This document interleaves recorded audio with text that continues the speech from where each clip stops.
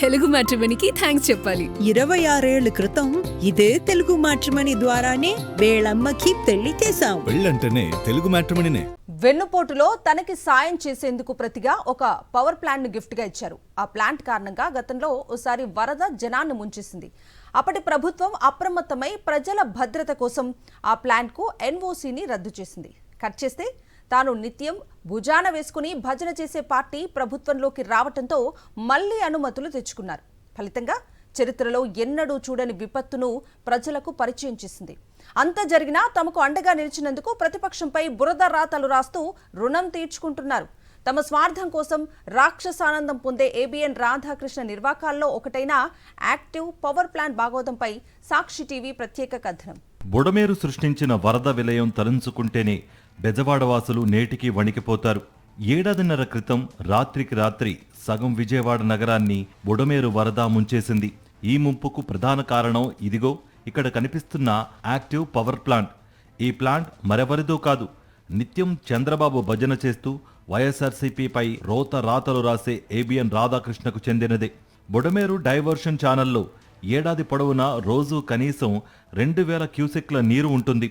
ఈ నేపథ్యంలో బీడీఎస్పై 1400 కిలోవాట్ల సామర్థ్యంతో జల విద్యుత్ కేంద్రం ఏర్పాటుకు అనుమతి ఇవ్వాలని కోరుతూ 1994లో జెన్కో ప్రభుత్వానికి దరఖాస్తు చేసుకుంది. అయితే జెన్కోకు కాకుండా ఈ పవర్ ప్లాంట్ ప్రాజెక్ట్ ఏబిఎన్ రాధాకృష్ణకు దక్కింది. 1995లో ఎన్టీఆర్కు వెన్నుపోటు పొడిచి అధికారం చేజిక్కించుకోవడానికి తనకు సహకరించినందుకు గాను రాధాకృష్ణకు చంద్రబాబు ఈ ప్రాజెక్టును కట్టబెట్టారు.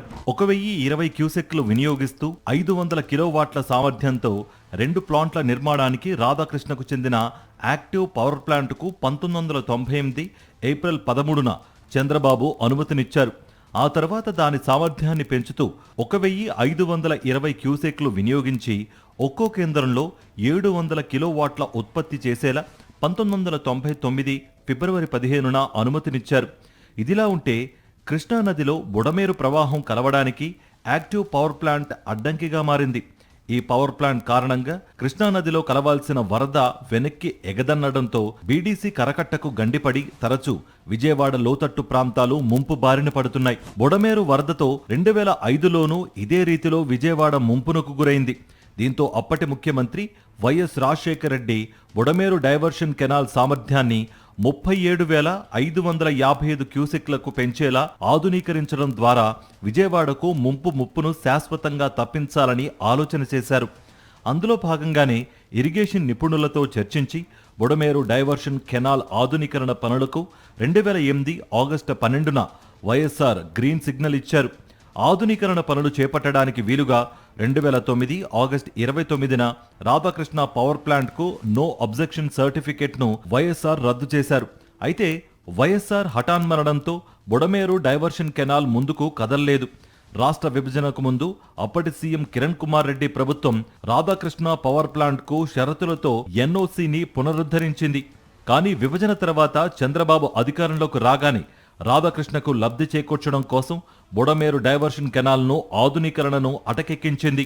రాజశేఖర రెడ్డి గారు ముఖ్యమంత్రిగా ఉండగా ఆయన వరదలు బుడమేరు వరదలు నేషనల్ హైవే మీద కూడా నీరు రావడం, హైదరాబాద్ ట్రాఫిక్ ఆగిపోవడం, పెద్ద ఎత్తున ప్రజలు ఇబ్బంది పడటం గమనించి ఆయన హైదరాబాద్ నుంచి ముఖ్యమంత్రి హోదాలో వచ్చి పరిస్థితులను పరిశీలించి దీనికి కారణం ఆ పవర్ ప్లాంట్ అనేది తెలుసుకుని ఆయన అధికారులతో సమీక్షా సమావేశం పెట్టి ఆ పవర్ ప్లాంట్కి ఇచ్చినటువంటి ఎన్ఓసీని రద్దు చేశారు. చేస్తే చంద్రబాబు నాయుడు గారు వచ్చిన తర్వాత 2014లో మళ్ళీ ఎన్ఓసీ తెచ్చుకున్నారు. దాన్ని పునరుద్ధరించింది చంద్రబాబు నాయుడు గారు. 2019లో వైఎస్ఆర్సీపీ ప్రభుత్వం అధికారంలోకి రావడంతో YS Jaganmohan Reddy Budameru diversion canal ఆధునీకరణపై దృష్టి పెట్టారు. ఇందుకోసం 2021 జనవరి 6న రాధాకృష్ణ పవర్ ప్లాంట్కు వైఎస్ఆర్సీపీ ప్రభుత్వం ఎన్ఓసీని రద్దు చేసింది. దీన్ని సవాలు చేస్తూ రాధాకృష్ణ హైకోర్టును ఆశ్రయించగా ఎన్ఓసీ రద్దుపై స్టే విధించడంతో బీడీసీ ఆధునీకరణ పనులు చేపట్టలేని పరిస్థితి నెలకొంది. కట్ చేస్తే 2024లో చంద్రబాబు ప్రభుత్వం అధికారంలోకి రాగానే మళ్లీ రాధాకృష్ణకు అడ్డు లేకుండా పోయింది. ఈ క్రమంలోనే 2024 సెప్టెంబర్లో వచ్చిన బుడమేరు వరద బెజవాడ నగరాన్ని ముంచేసింది. ఎగువ నుంచి భారీగా వస్తున్న వరద నీరు యాక్టివ్ పవర్ ప్లాంట్ కారణంగా కృష్ణానదిలో కలవకుండా వెనక్కి ఎగదన్నడంతో బుడమేరు రాత్రికి రాత్రి విజయవాడను ముంచేసింది.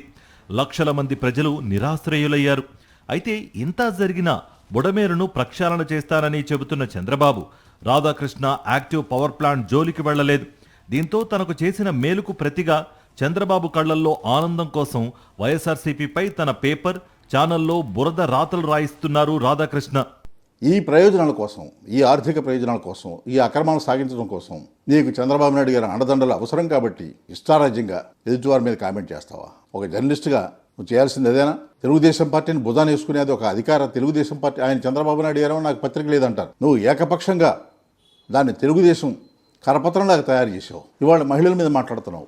నీకు చిత్తశుద్ధి ఉంటే నువ్వు సంపాదించిన ఆస్తుల మీద, నీ యాక్టివ్ పవర్ స్టేషన్ మీద, దాన్ని అడ్డం పెట్టుకుని సాగించిన అక్రమాల మీద, నీకు చంద్రబాబు నాయుడు గారికి ఉన్నటువంటి సంబంధాల మీద జ్యుడిషియల్ ఎంక్వైరీకి జరపమని చెప్పేసి నేరుగా కేంద్ర హోంశాఖకి, రాష్ట్రపతికి లెటర్ రాయండి, సుప్రీంకోర్టు చీఫ్ జస్టిస్కి లెటర్ రాయండి. తాజాగా వైఎస్ జగన్మోహన్ రెడ్డి చేసిన మావిగన్ ప్రతిపాదనకు జనం నుంచి వస్తున్న ఆదరణ చూసి చంద్రబాబు అనుకో గుండెల్లో రైళ్లు పరిగెడుతున్నాయి. అందుకే చంద్రబాబుకు మేలు చేయడం కోసం రాధాకృష్ణ తన పేపర్, టీవీలో వైఎస్ఆర్సీపీ నేతలపై అడ్డగోలుగా రాతలు రాసి పైశాచిక ఆనందం పొందుతున్నారు. అయితే చంద్రబాబు, ఏబిఎన్ రాధాకృష్ణ స్వార్థం కోసం ఏదైనా చేస్తారని తెలిసిన ప్రజలు మండిపడుతున్నారు.